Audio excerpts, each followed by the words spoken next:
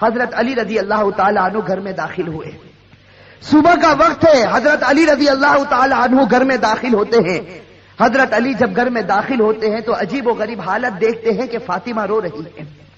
اب صبح کا وقت ہے, فاطمہ رو رہی, آنکھوں سے آنسو جاری ہے, اور حضرت علی دیکھتے ہیں کہ فاطمہ چکی پیسنے کے لیے تیار ہے, اور قریب میں پانی گرم ہو رہا ہے, اور قریب میں کپڑے رکھے ہیں جس کو دھونا ہے. اب حضرت علی حیران ہو جاتے ہیں کہ میں تو روزانہ صبح گھر میں آتا ہوں, لیکن کبھی میں نے یہ تو نہیں دیکھا کہ میری بیوی فاطمہ رو رہی ہو اور پانی گرم ہو رہا ہو, کہیں کپڑے دھلنے کی تیاری ہو رہی ہو, کہیں چکی پیسنے کی تیاری ہو رہی ہو. بس حضرت علی رضی اللہ تعالی عنہ گھبرا جاتے اور اپنی بیوی فاطمہ سے پوچھتے ہیں کہ آخر یہ کیا معاملہ, یہ صبح صبح فجر کے وقت کیا عالم ہے کہ تم رو رہی ہو اور یہ ساری چیزیں تیار ہو رہی ہیں. روایت کے اندر ہے حضرت فاطمہ کوئی جواب نہیں دیتی. حضرت علی جیسے جیسے سوال کرتے فاطمہ کا رونا اور زیادہ ہو جاتا. حضرت علی بہت سوال کرتے اور فاطمہ دھاڑے مار کر روتی ہے. آخر میں حضرت علی کہتے ہیں کہ تجھے خدا کا واسطہ ہے, مجھے بتا دے تو کیوں رو رہی ہے, اور صبح میں یہ کیا حال ہے کہ پانی گرم ہوتا ہے, کہیں کپڑے دھلے جا رہے ہیں, کہیں کچھ تیاری ہو رہی, آخر کیا معاملہ ہے. بس حضرت فاطمہ رونے لگتی اور رو کر کہتی ہے کہ میں آپ سے کیا بتاؤں, رات کو میں نے خواب دیکھا. حضرت فاطمہ فرماتی ہے کہ رات کو میں نے خواب دیکھا, خواب میں میں نے میرے آقا سرکار دو عالم صلی اللہ علیہ وسلم کو دیکھا.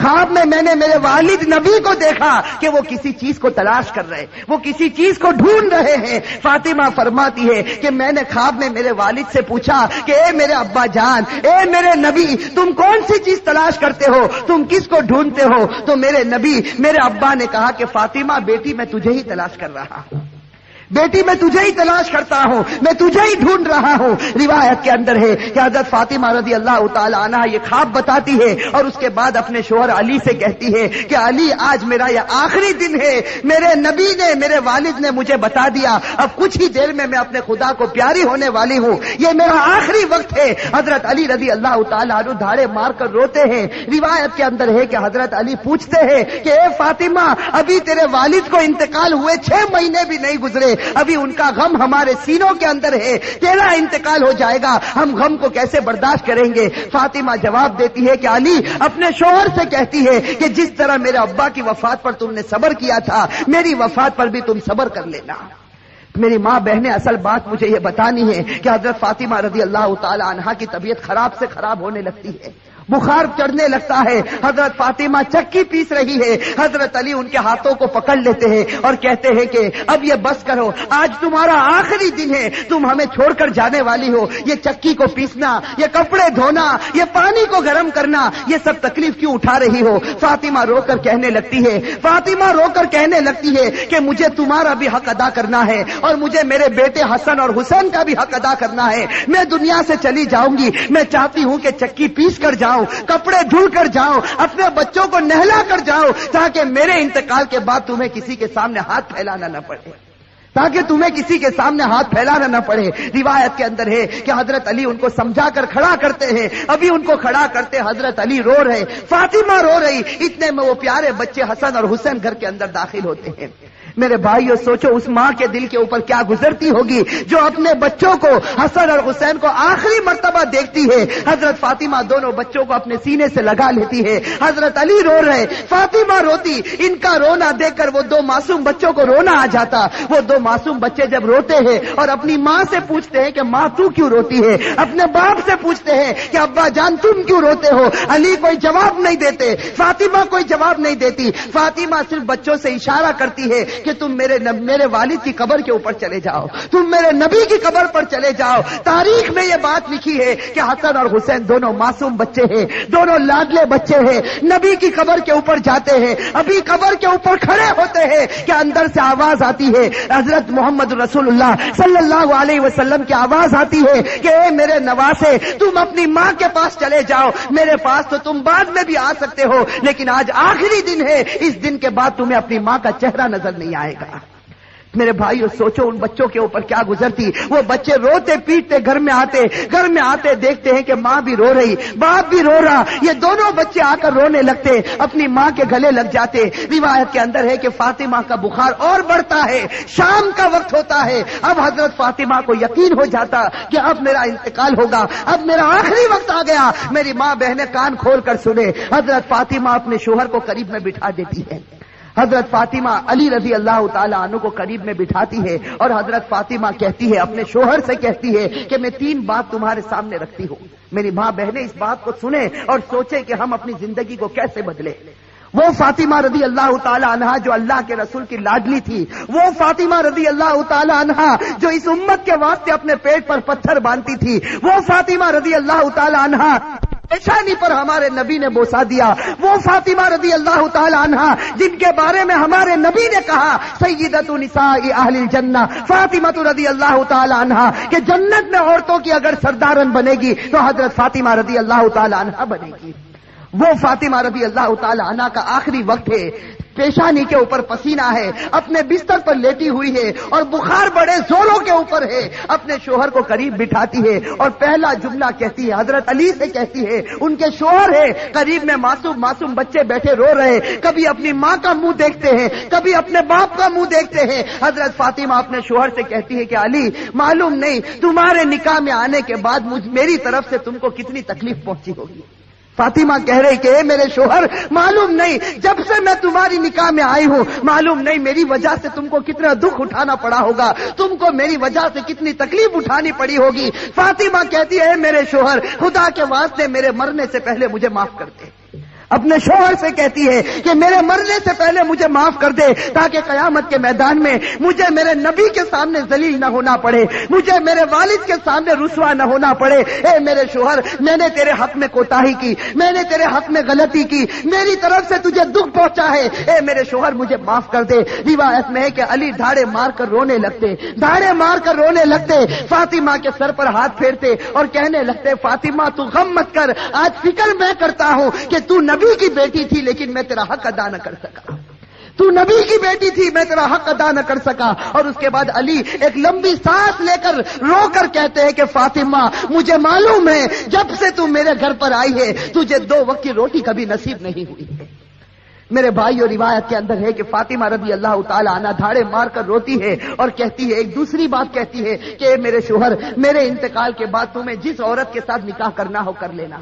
فاطمہ کہتی ہے میرے انتقال کے بعد جس عورت کے ساتھ نکاح کرنا ہو کر لینا. اس کے بعد اپنے پیارے بیٹے حسن اور حسین کی طرف کر کے کہتی ہے, اور حسین کی طرف اشارہ کر کہتی ہے کہ علی کے ساتھ نکاح کرنا ہو نکاح کرنا, لیکن ایک رات میرے ان بچوں کے پاس بھی گزارنا. یہ معصوم ہے, یہ اپنا اچھا اور برا نہیں سمجھتے, جب یہ بالغ ہو جائے تو ان کو خدا کے حوالے کر دینا.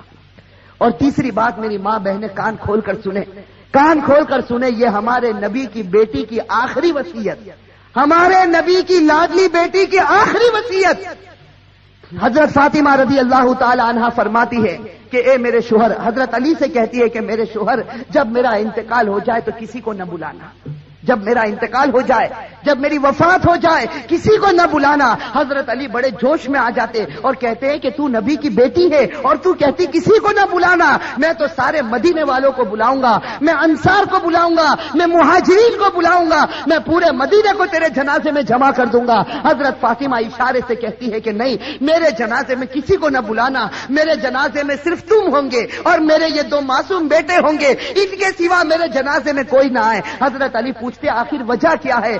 حضرت فاطمہ رونے لگتی اور رو کر کہنے لگتی ہے کہ میرے والد نے مجھ سے کہا تھا کہ بیٹی پردے میں رہنا, میرے والد نے مجھ سے کہا تھا بیٹی پردے میں رہنا, میں نے میری والد کی بات کو پورا کر لیا. زندگی میں کسی مرد نے میرے بدن کو نہیں دیکھا, میں چاہتی ہوں کہ موت کے بعد بھی کوئی میرے بدن کو نہ دیکھے, میں چاہتی ہوں موت کے بعد بھی کوئی غیر آدمی میرے جسم کی طرف نگاہ نہ اٹھائے. میری ماں بہنیں آج اسی بات سے ہمیں شرم آتی ہے. آج ہماری ماں بہنوں کو کہا جائے کہ بھائی پردہ کر لو, اور ہمارے جوانوں کو کہا جائے کہ تیرا چہرہ ایسا بنا دے جو چہرہ تیرے نبی کا تھا, تو میرے بھائیوں ہمیں پسند آتا ہے.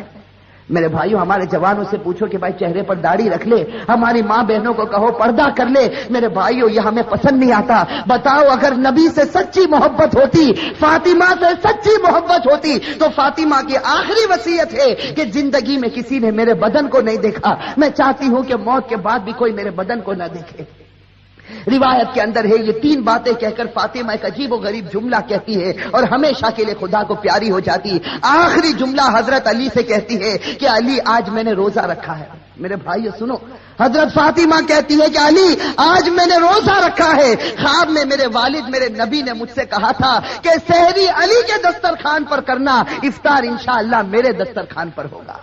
بس یہ جملہ کہہ کر فاطمہ ہمیشہ کے لیے اٹھ جاتی ہے۔ روایت کے اندر میرے بھائی اصل بات مجھے یہ بتانی ہے کہ آخرت کا معاملہ بڑا خطرناک معاملہ ہے۔ حضرت فاطمہ رضی اللہ تعالی عنہا کو کفن پہنایا جاتا۔ روایت کے اندر ہے وہ عجیب و غریب منظر تھا کہ جب فاطمہ کا جنازہ اٹھا، 6 مہینے پہلے ہمارے نبی کا جنازہ اٹھا تھا، اس وقت پورا مدینے نے غم منایا تھا۔ آج 6 مہینے کے بعد ان کی لاڈلی بیٹی خدا کو پیاری ہوتی ہے۔ روایت میں جب ان کے گھر جنازہ اٹھتا ہے، جردے کے ایک پائے کو علی نے اپنے کندھے پر ہے، دوسرے پائے بڑے بیٹے حضرت ہر اپنے کندھے پر رکھا ہے، تیسرے پائے کو حضرت نے کندھے پر رکھا، چوتھا پایا دینے والا موجود نہیں، علی انتقال کرتے ہیں۔ اچانک صحابی سامنے سے نظر آئے جن کا نام ہم سب سے ہیں، حضرت ابو ذر غفاری رضی اللہ تعالی عنہ، وہ وہاں پہنچ جاتے ہیں۔ علی کہتے ہیں کہ خدا نے بھیجا ہے اور آج اللہ کے رسول کی لاڈلی بیٹی کا انتقال ہو گیا، تم ان کو کندھا دے دو۔ حضرت ابو ذر غفاری کندھا دیتے ہیں، یہ جنازہ اٹھ کر چلتا ہے۔ روایت کے اندر ہے وہ معصوم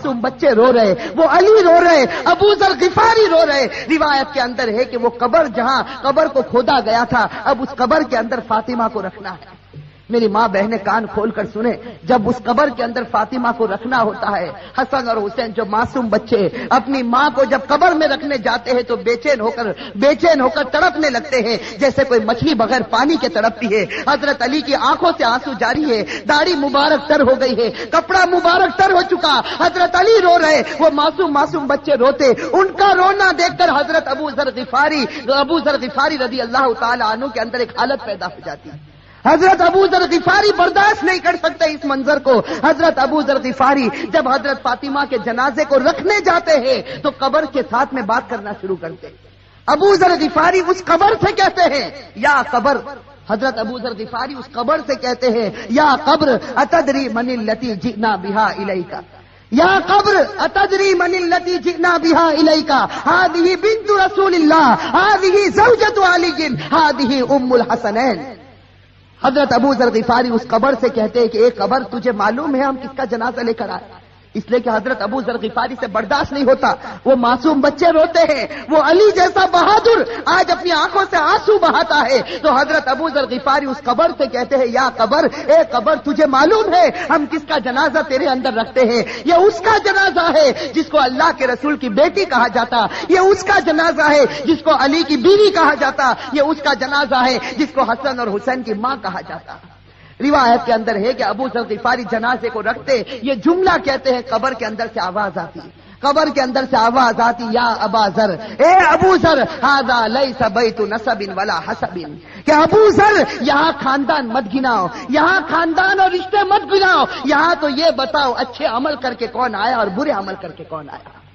میرے بھائیو یہ جو جملہ قبر کے اندر سے نکلا تھا یہ فاطمہ کے لیے نہیں نکلا تھا، یہ فاطمہ کے لیے نہیں نکلا تھا۔ حضرت فاطمہ بخشائی خدا کی بندی ہے، ہمارے نبی نے بشارت دی ہے کہ وہ جنتی ہے، لیکن یہ جملہ ہمارے لیے، ہماری ماں بہنوں کے لیے نکلا تھا کہ جب قبر کے سامنے تمہارا جنازہ آ گیا، اب یہ مت بتاؤ تمہارے پاس بنگلہ تھا یا گاڑی تھی، تم کون سے خاندان سے تعلق رکھتے تھے، تم کس زمین پر رہتے تھے، اب خدا کو کوئی پرواہ نہیں، اب تو یہ بتاؤ خدا کے رسول کو مان کر آئے ہو یا نافرمانی کر کے آئے ہو؟ اگر مان کر آئے ہو تو جنت کا باغ ہے، اور میرے بھائیوں نافرمانی کر کے آئے ہو تو اللہ حفاظت فرمائے، وہ جہنم کے گڑھوں میں سے ایک گڑھا ہے۔